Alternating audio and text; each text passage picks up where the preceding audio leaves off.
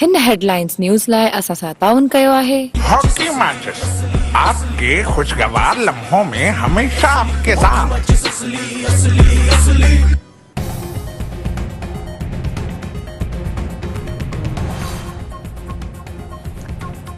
IMF Pakistan में external financing जो मुआहिदो तय। IMF 8 ॾहाई $2 अरब जो फाइनेंसिंग गैप जो मनसूबो मञी वरितो।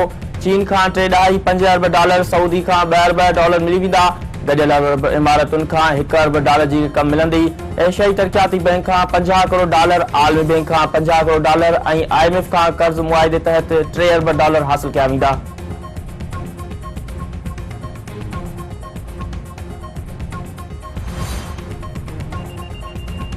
नाणे वारे वफ़ाक़ी वज़ीर इसहाक़ डार चयो आहे त सऊदी अरब स्टेट बैंक में $2 अरब मुंतक़िल करे छॾिया आहिनि। सऊदी अरब हक़ीक़ी भाव वारो किरदारु अदा करे रहियो आहे। पाकिस्तान जा मामला इस्तेहकाम तरफ़ अची चुका आहिनि। मुल्की मईशत माज़ी खां बहितर आहे, वधीक बहितरी ईंदी।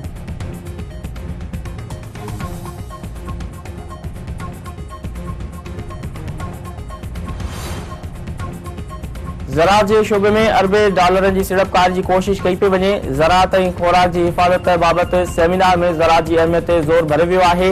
ईंदड़ 6 खां 5 सालनि दौरान 40 लख नयूं नौकरियूं पैदा थींदियूं। वज़ीर आज़म शहबाज़ शरीफ़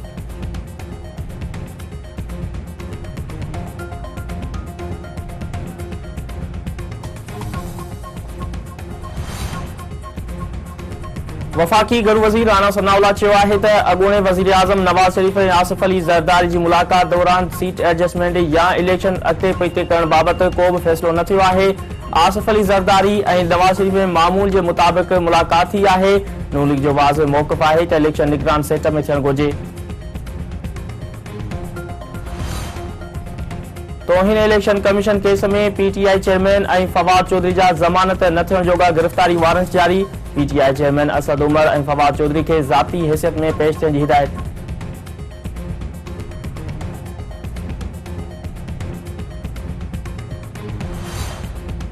भारत रावी खां पोइ सतलुज दरिया में बि पाणी छोड़ करे छॾियो। High alert. PDMA जो चवणु आहे त भारत तरफ़ां हरेक वारे हंध तां 95,000 क्यूसेक पाणी रावी दरिया में छोड़ कयो वियो आहे।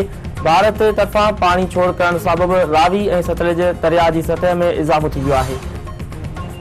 वॾे वज़ीर सैयद मुराद अली शाह जो चवणु आहे त कराची शहर में ट्रांसपोर्ट, रोडनि ऐं नेकाली निज़ाम खे वधीक बहितर करण जी हिदायत। KMC खे टाउननि ऐं कन्वेंट्स सां गॾिजी कमु करण जो हुकुम। वॾे वज़ीर सैयद मुराद अली शाह जो चवणु आहे त बिना फ़र्क़ शहर ऐं अवाम जी ख़िदमत थियणु घुरिजे। पीपल्स पार्टी हुकूमत शहर में अमन अमान बहाल कयो आहे।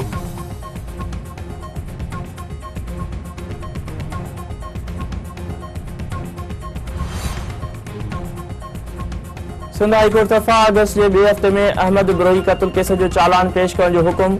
हाई प्रोफाइल केस में पुलिस ऐं JIT जे नाक़िस कारकर्दगी ते जांच ऑफिसर खे चंड। ट्रायल कोर्ट खां बि केस बाबति रिपोर्ट तलब।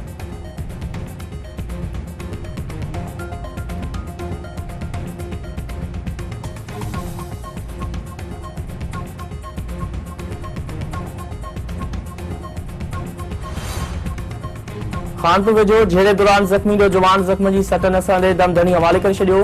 वारसनि जो एहतजाजी मुज़ाहिरो, लाश रखी धरणो, ट्रैफ़िक मुअत्तल। पने आकिल भरिसां कार हणण इल्ज़ाम हेठि नौजवान बेदर्दी सां क़त्ल। हथियार बंदन सऊद अहमद कोराई खे गोलियूं हणी क़त्ल करे छॾियो। ऐं सुल्तानपुर वेझो ॻोठ पीरबख्श नापर में नौजवान गुलाम मोहम्मद नापर विंझण दौरान मोटर मां बिजली जो करंट लॻण सबबि फोत थी वियो। लाश अस्पताल मुंतक़िल।